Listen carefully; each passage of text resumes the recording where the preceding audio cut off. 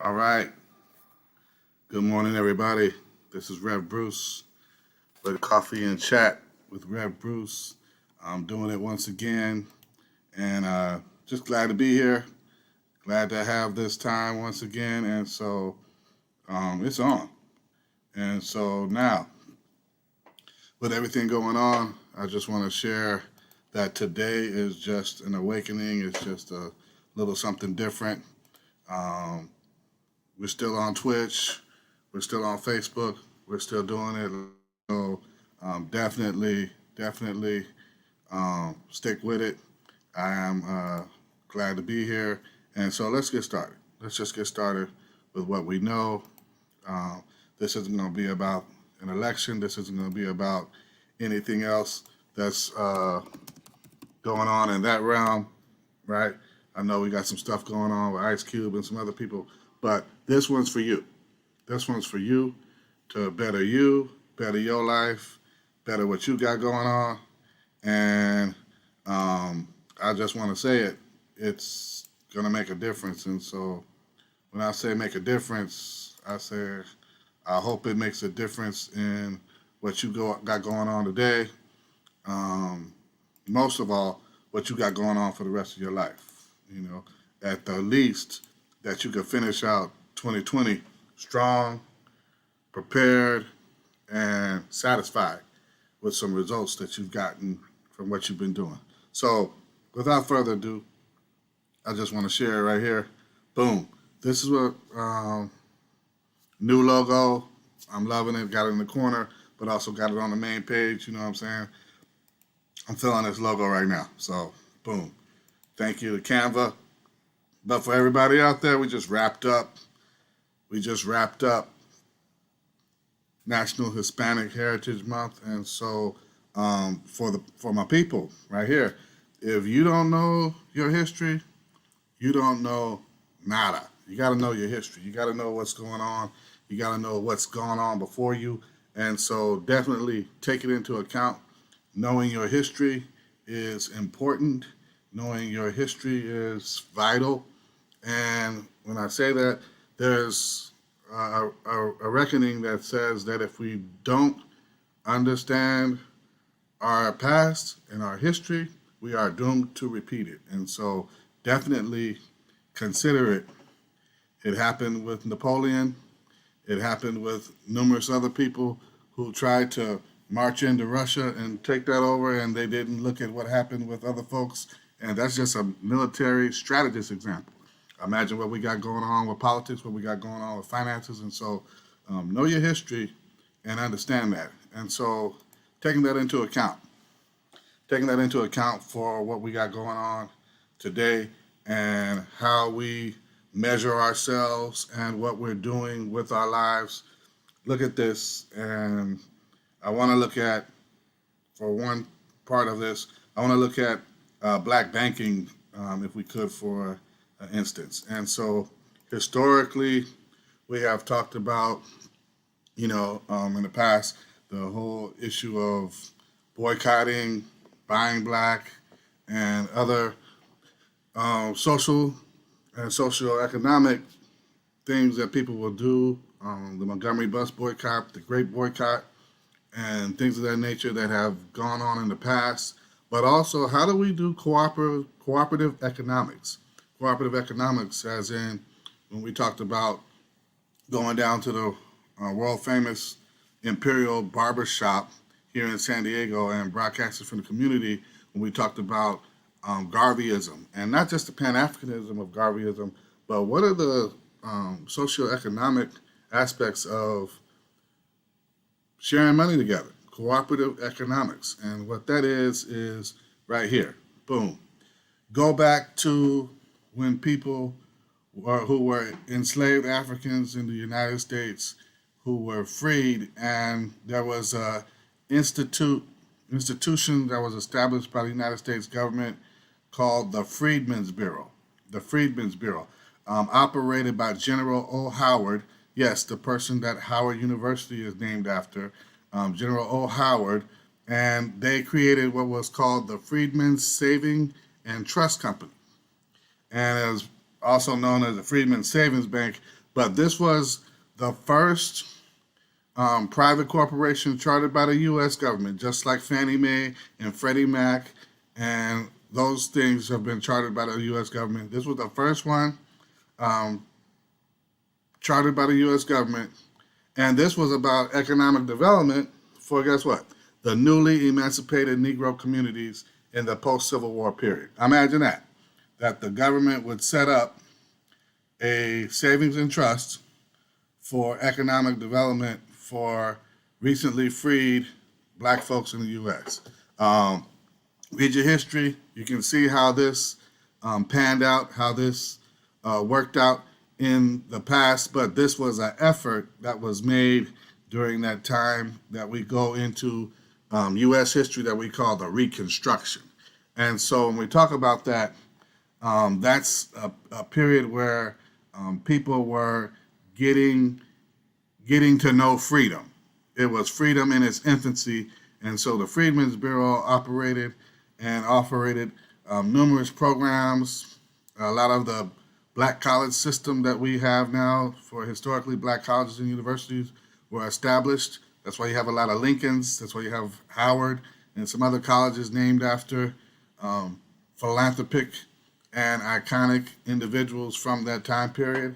But don't forget, Wilberforce was one of the first created and established by the church. And that was an amazing feat. Named Wilberforce based upon the freedom fighter out of England, Wilberforce. But getting back to this effort was something that was done by the government in order to promote economic development in the newly emancipated black communities. All right, it says Negro, but I think we understand what I'm talking about when we talk about the identity of the people who's trying to help.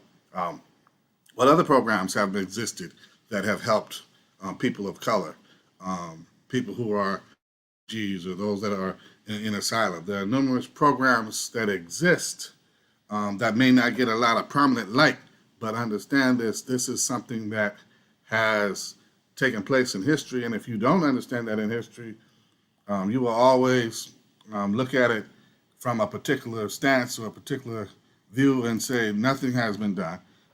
But that thing didn't last.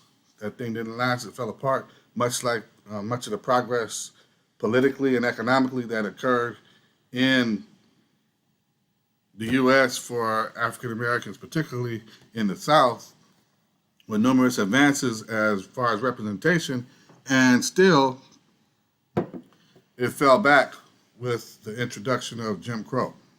So the Reconstruction was a very particular period of time.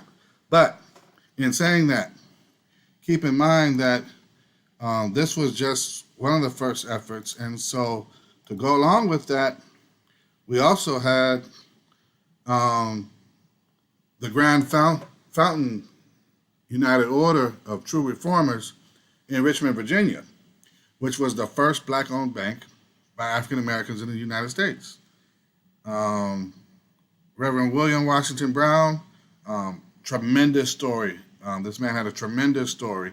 And so look at it. This thing was opened in, 89? Come on, that was well after the Reconstruction had occurred, and in the midst of black codes and Jim Crow laws that were coming into effect, that were giving former Confederate power in the South, and this happened in the South in Virginia. And so take this into account, that here we are, still a group of folks.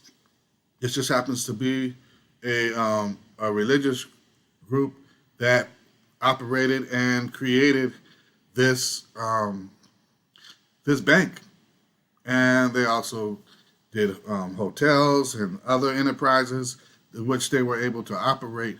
Operated pretty much like the co-ops of the progressives that operate insurance and State Farm and other, like Foresters, those groups that were co-ops that end up coming together to create what we have as some of our formative insurance companies today in the United States. So once again, Reverend William Washington Brown, um, really, a historic figure that if you get a chance to check out his story and not only where he came from, but definitely seeing where he was able to accomplish some things.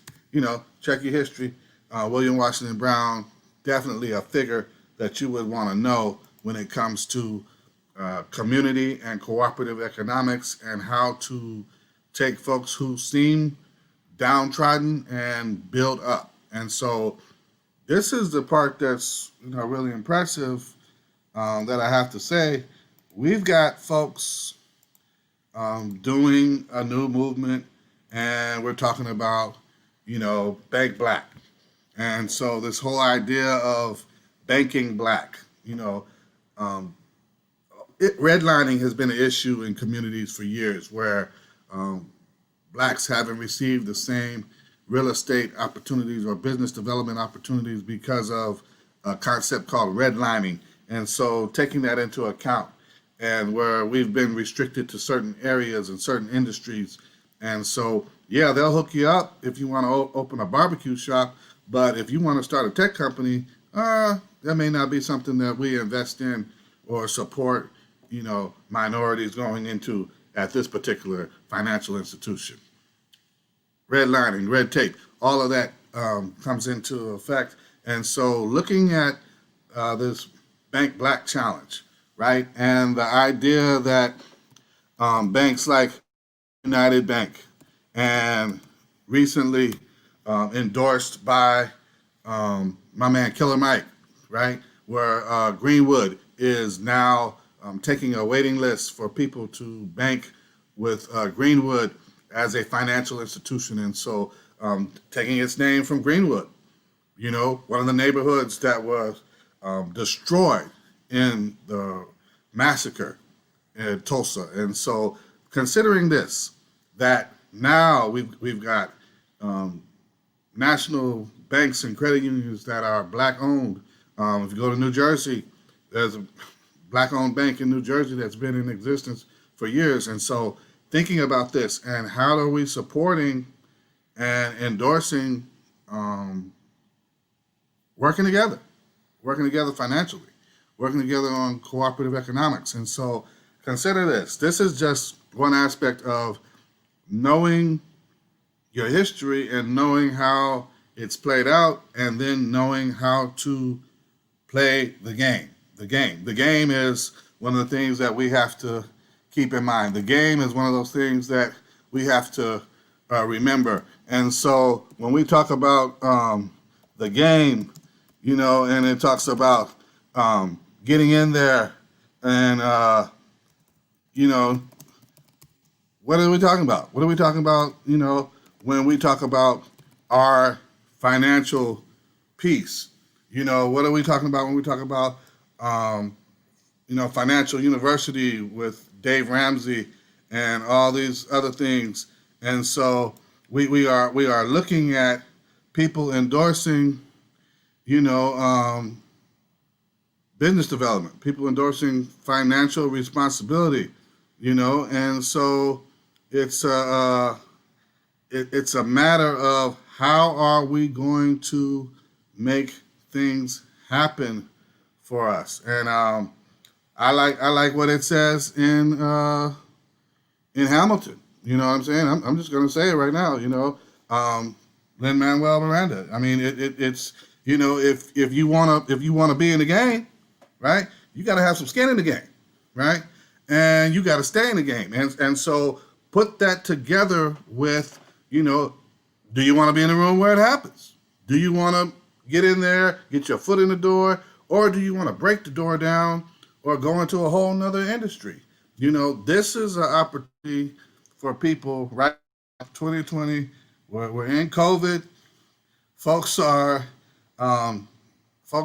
down, right? They're down for making things happen, but some folks just don't know how to get started. And this is one place where we go. Boom. Whoever hopes for great things in this world takes the pains to attain them. Richard Allen, the founder of what's known as the first African American denomination in Christian churches, the AME Church, the African Methodist Episcopal Church.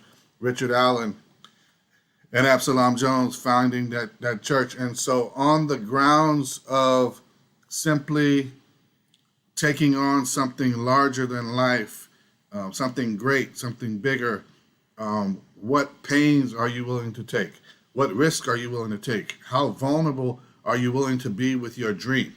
You have to understand that in order to get from A to B, even with someone supporting you a little bit, you still have to share your vision. You still have to share your ideas. And so Richard Allen says it plainly. He says, hey, if you want to actually want to make something great happen in this world, it's going to take some pain in order for you to attain those things. So take it into account.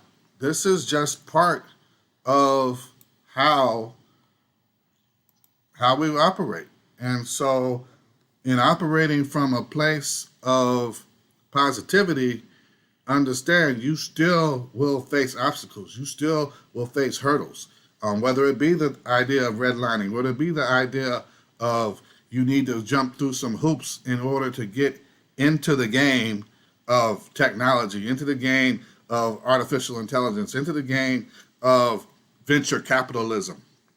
And if you're a woman, if you're a minority, these doors may not be readily open to you. The information may not be right at your hands, but you have to go through some pains to attain it. You have to go through some things to get it. And so, like I always say, get the information, feed your brain daily, read, catch up on information, catch up on what's, the latest, and understand that there are things out there that can help you with your dream. And so you need to decide, is what you want to do a craft or a career?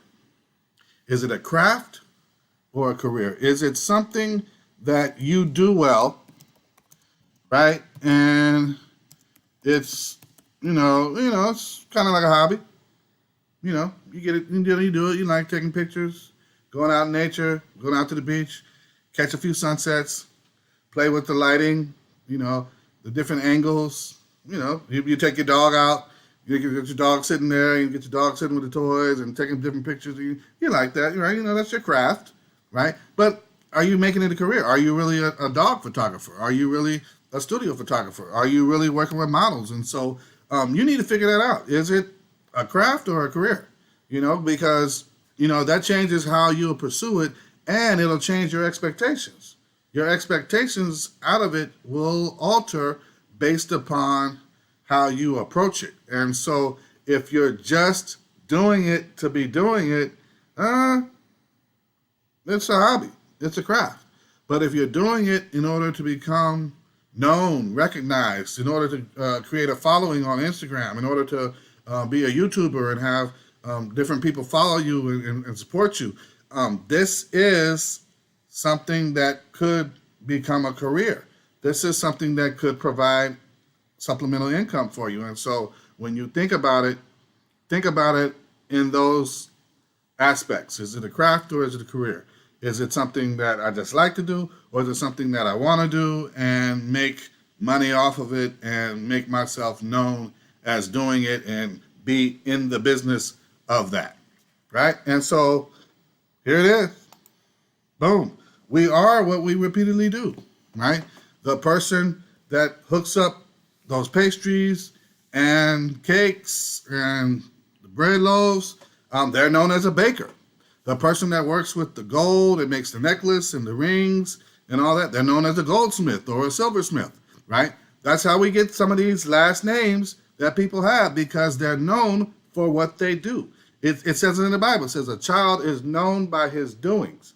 Listen, we're known by what we do. And so when you say, hey, that's Bruce. Oh, Bruce, the preacher, right? Oh, hey, That's LeBron. Oh, the basketball player, right? And so it also gets us to understand that as we do different things and as we evolve, we have to make it known what we're doing and how we're doing it. And so in doing so, we definitely have to learn about and marketing and all these different things, especially now as we've gone into quarantine and we've sat back and realized that, hey, when people are at home, they're getting their information, what, Twitter, Facebook, YouTube, Netflix, right? And so now your advertising needs to shift, right?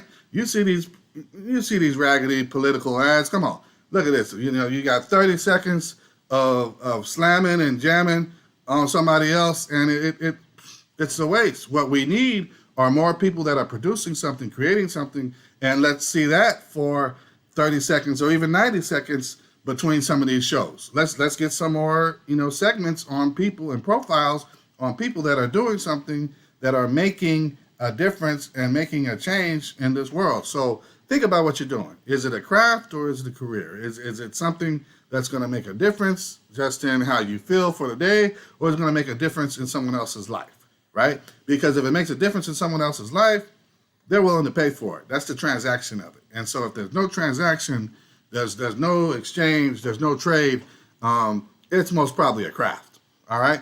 And, let's take it. But if you want to make it different, you've got to make it different. And so I believe that Mahatma Gandhi said it pretty well. He said, you must be the change you wish to see in the world, right? If you're going to change something, right, from what perspective are you changing it? And in what direction are you changing things? Where are you making moves that people are actually, being impacted positively, right?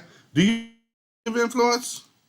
Do you have, that whole thing down and you have it to where you are touching people and your sphere of influence is really making a difference and folks are saying, man, I like that. I like what I heard from that person. I appreciate it. And so are you being the change that you want to see, right? Listen, people are seeking a change in the White House. People are seeking a change in the whole political spectrum. But what's changing in your life? What's changing in your day-to-day? What's changing in your neighborhood? What's changing, right, with your business? What's changing with you, your dream? What's really changing beyond you saying you want to change? What are you doing to manifest that change? What are you doing to make that change a reality? And so here we go, right? You've got to think about what's your expectation of what you got going on. What's your challenge, right? If your challenge is facing obstacles and other hurdles that are in your way, research what others have done to get beyond that. Research how others have overcome that and even bypassed that. Research it. Take a minute, back off from what you're working on. Take a step back from where you're centered and focused on just the task and get the information so that you can make an informed decision about moving ahead.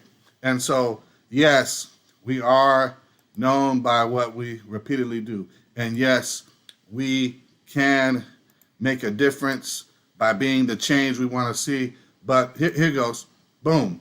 The ultimate test is the right action. Peter Drucker, the father of modern day management, he says this, and he says this repeatedly in a couple of his pieces, because all this analysis and, just informative research needs to turn into some action, and that action will be tested, right? Because it should produce some form of result, right? And in fact, even if it produces a result that you didn't expect, it's still good. The ultimate test is the right action, according to Drucker. And think about it. Was it the right action when they made a mistake at 3M and they created Scotch tape? Because guess what? It's a moneymaker. And they weren't even planning on doing it. It's a moneymaker. And so think about it. Even the mistakes, the lessons learned along the way can lead to greater success, right? Abraham Lincoln was a political failure. He was a failure as a legislator, as a litigator. But he learned from his losses and became one of the greatest communicators and collaborators in political circles. And he even felt obligated to bring his enemies in closer and brought them into his political inner circle. And to some, they say it might have been to his detriment, but it was a move that was unprecedented. Come on, that you would say, hey, man, even though we didn't agree on the political platform, I want to welcome you in and have you a part of what I've got going on. And so think about it. We take action and we learn from the results. We learn to analyze it, to measure the metrics, and to, take observation of the optics and all of the things that transpire with those results. And so given that, what are you doing? What are you going to do different? How are you going to take this dream and make it into a reality? You've got to become a doer. You've got to become a doer. Listen. I've said it before. Doers are the ones making the reality. That take the dream, and make it something real. And if you don't do something with your dream, it's pointless. If you don't do something with your dream, it's a waste. It's a waste. It's gone. It's like vapor.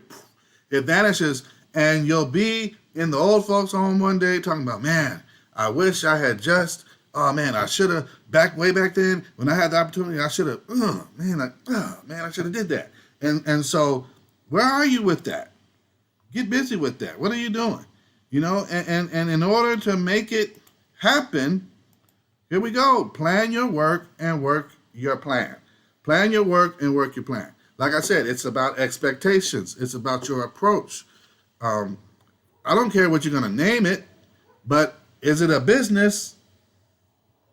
Then, start shaping it like a business. Start treating it like a business. Start putting it into the aspects of being a business and not just something that you do, not just a hobby. And so plan your work, work your plan, just like Lori Beth Jones said. It's something that is utterly amazing when we turn around and say, hey, man, look, I don't see all the results right now, but I've got a plan, and this plan is bound to produce some fruit. I've just got to, stick to the plan. And as I say, I've got to respect the process. Stick to the plan and respect the process.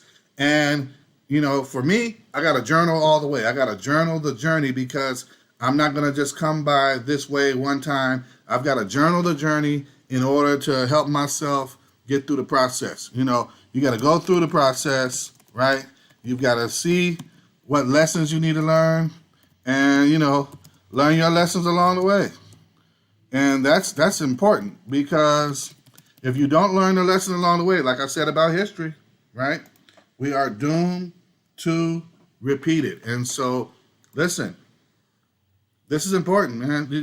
If invest in yourself, invest your time in yourself, invest your resources in yourself, and get the results that you need. Even if it's about losing weight, come on. Even if it's about changing and educating yourself. If you want to educate yourself more on politics before you vote, when are you reading? Watching Fox News isn't just, that makes you more aware, but it doesn't really educate you on it. Because if the top news story is only 2 to 3 minutes, you're not really being informed. You're just being made aware. But the in-depth knowledge is to go to source material that would give you adequate information. Come on, right? If you want to learn about what's the latest legislation, go to the Congress, go to the Senate.gov, Look at what they're producing. Look at those documents. It's a lengthy reading, but then you'll have a more in-depth understanding than if you just read the front page article on the LA Times. But I'll tell you this, the front page article of most newspapers is more informative than the top news story on your local news. So you've got to make a decision. You've got to see, where you're getting your information, how in-depth your information is, and what that is, right? And if you're going into an industry, read up on that industry. What's your competition doing? Who would be your competitors? Or do you need to say, hey, my product or service will be complementary to this group. I need to get in touch with them. I need to figure out how to contract with them. I need to figure out how to collaborate with them and then show them the win-win of working with me and us both moving ahead. But here goes the real trip, right? The Bible talks about this, and the Bible says all hard work leads to a profit, right? You're going to benefit one way or another, even if it's not monetarily, even if you don't become, the next Bill Gates or Warren Buffett, or Bob Johnson. All hard work leads to a profit. There's a benefit in it for you somehow, right? You open a business. Business has certain benefits that help you with your taxes. Business has certain benefits that help you with write-offs. Business has certain benefits that help you with retirement savings, right? You need to supplement your retirement. They're not giving you enough on your job. Your business may allow you to have a self-employed IRA. Your business may allow you to have a simple 401k. Your business may allow you to have an individual 401k. Listen, this is basic, right? And so don't be burdened by it. Let your business be a building block for other things in your life. But all hard work, according to the Bible, leads to a profit. Hey, what you need to do is take a deep look at where you are right now. Take a deep look and think about, where do you want to go? What do you want to accomplish with the time you have? I said before, we're running out of time for 2020, right? 2020, I was supposed to be doing something a whole lot different in 2020, but I made the adjustment and I followed my heart with, okay, I'm going to have to switch up ministry focus. And part of my ministry focus switch was going from a mobile outreach ministry to more of the multimedia aspect. The multimedia was just supposed to be a backup support for the outreach. Now I've had to come forward and spring forward with making this adjustment in order to do more multimedia with this quarantine and social distancing and all these changes. But guess what? I've learned from it. I've benefited from it. And I've been able to help other folks with it because they're saying, well, man, how do you do that? What's up with this thing you're doing? What's up with the StreamYard you're using? How are you on YouTube? And, and so, boom, okay, cool. So I've learned something, and it's been a benefit not only to myself, but also other people. And so at the end of the day, this is what I'm talking about. At the end of the day, what do you got?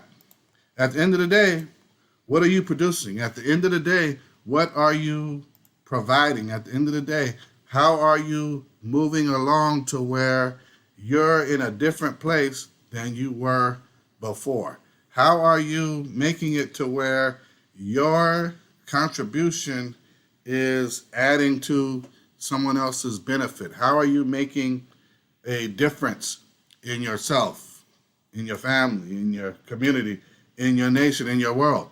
I mean, I learned that in Freedom School. And so making that difference from you being at the center of it and you being the initial core, it's exponential. It can expand from there. But I want you to think about it. At the end of the day, what should be happening? What should be going on? What should be the results that you're seeing? At the end of the day, how should the end of 2020 look for you? And if you only have another 2 months and a half to get it done, let's get it done, right? We're past the 90-day mark of the end of the year. We're inside of that. And so what can you do in the next 2.5 months to get this thing charged up, to get this thing going? Where do you start? You need to have inspiration, right? Something breathed into you in order for you to initiate. What is your inspiration? What's got you going on right now? What's got you popped up right now? I'm sweating like I'm preaching. I know what's going on. Listen right here. I am telling you, this is the time, right, for you to get it done. This is the time for you to get it done, and you need to get it done orderly. You need to get it done in a way that sets you up for 2021 and beyond. But hear me out. Hear me out on this. It comes back to this. Where you're going to be at the end of the day. And use that to work your way back to today. Take what's the end of the day, right? Is the end of the day right now set up for December 31st, 2020? Then work your way back to this day and what needs to happen between now and then for you to be fruitful. What needs to happen between now and then for you to get results. And if the end of the day is 5 years from now, right? 5 years from now, then you need to work your way back in increments of what's the immediate things I need to do and what are the short-term things I need to do and how do I begin to fill in this time with adequate actions that deliver desired results. That's what you need to do. And rest on that at the end of the day, you will be able to say that you have done all that you can in order to make this work. That you've done everything that you can possibly do in order to make this happen. And settle on that and be reassured. Listen, something's going to come along and shake your confidence. Something's going to come along and make you weary. Don't fall for it. Don't fall for it. Do not fall for the anxiety attack that comes with the struggle. Do not fall for the pain and grief that feels like you got punched in the gut and that it's not worth it. Don't fall for it. Take the pains to attain those great things, just like Richard Allen said. Take those pains to attain those great things, just like Richard Allen said. Hey, this was, not even part of it, but hear it and hear it well. What Winston Churchill said was never, never, never, never give up. Right? You got to keep going. You got to keep going. If it's your dream, don't let go of it. Do like Jacob did when he found that man across the fire and when he recognized it was God across from him, he held on and wrestled with God all through the night, and God hit him in the hip and injured him and disabled him for life. But he said, I won't let you go until you bless me. Hold on to your dream like that. Say, I won't let you go until you bless me. Hold on to your dream in that manner to where you are locked in, right? You are locked in on it until you see the blessing come out of that. There's a blessing in your dream and you can wrestle with it. You can work with it. Remember, all hard work leads to a profit. Proverbs 24:10. And if you keep that in mind, keep it positive. Those negative folks, those naysayers, you can still, have them around, just don't listen to them. If you can't handle them around you, close in your circle, close in your ranks, right?